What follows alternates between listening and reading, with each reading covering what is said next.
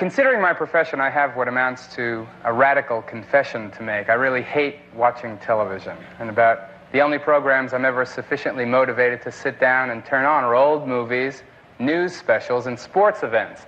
That is until about 2 months ago.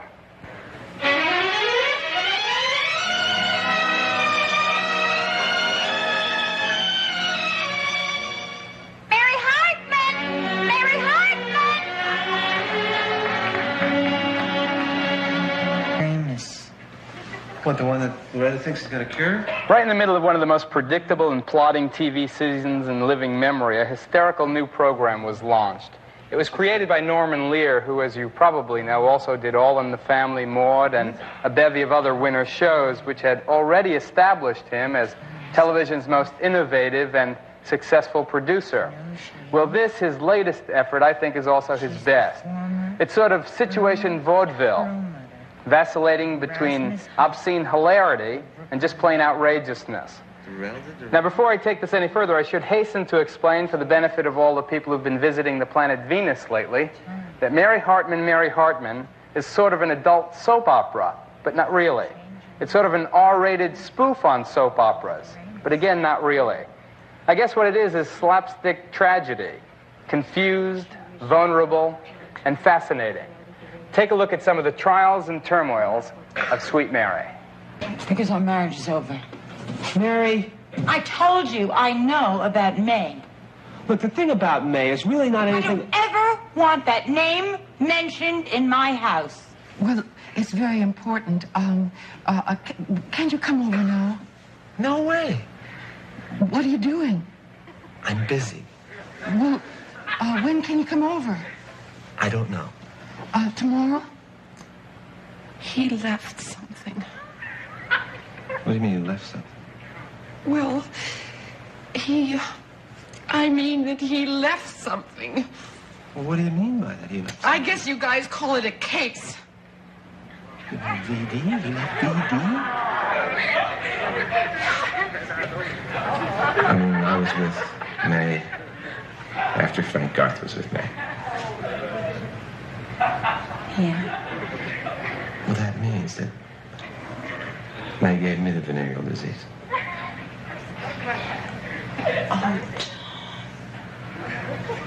No wonder you haven't been feeling well. Now, Mary, there's something else, too, I gotta tell you.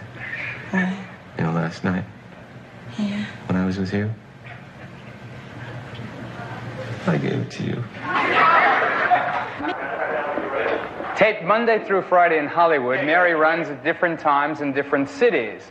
And in what must be a sweetly satisfying victory for Mr. Lear, as well as an accurate reflection on where most of our heads are at, the program is getting higher ratings than the network-affiliated late news programs, which frequently run in the same time slots.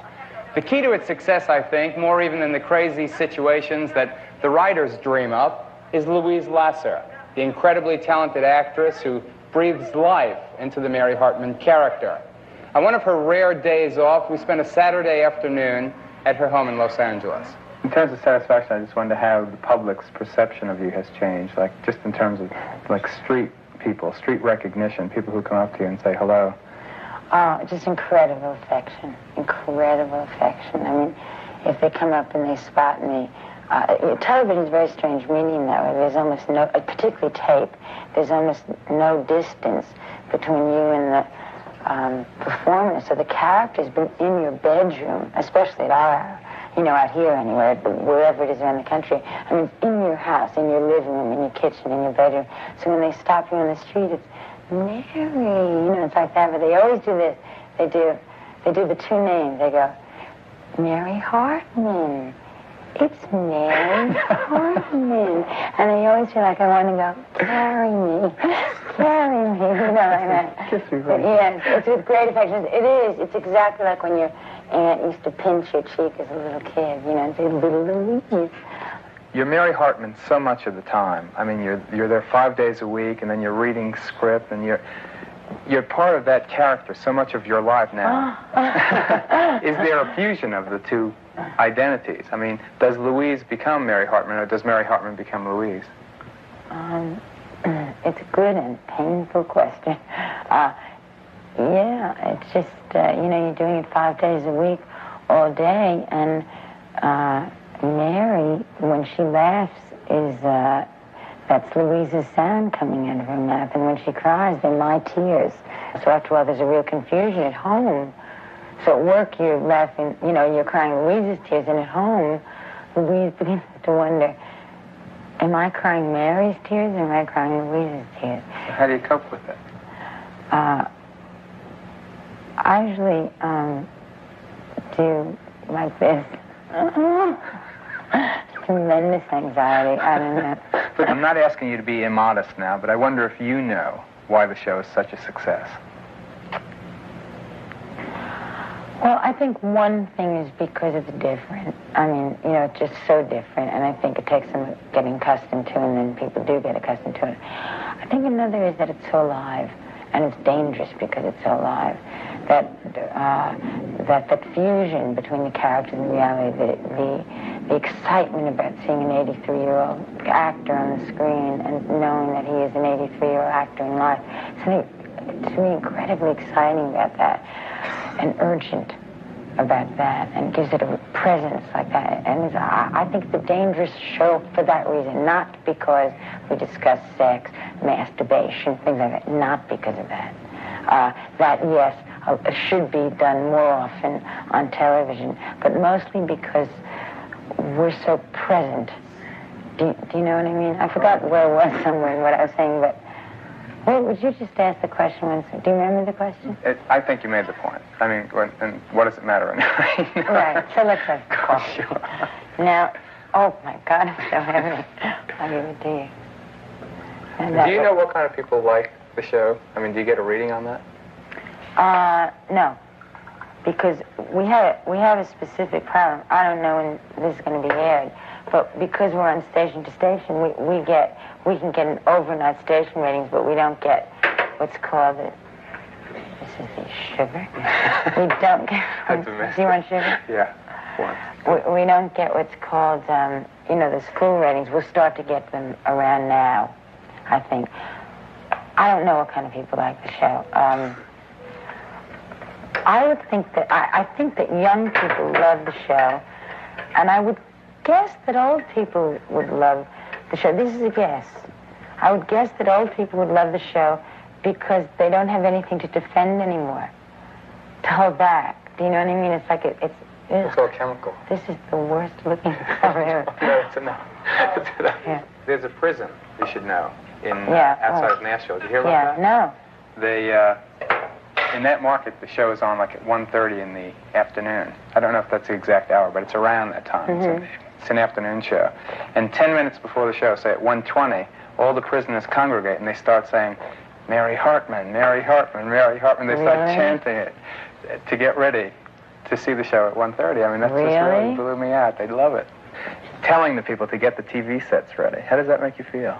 I'm astounded. I don't, it's like I want to make a joke because it really gets me somewhere else. Do you know what I mean? It's something. It's like I want to say, oh well, then I really. I mean, that's stunning to me because I mean, they're locked up. You know what I mean? But so are the people on Mary Hartman are locked up. You see.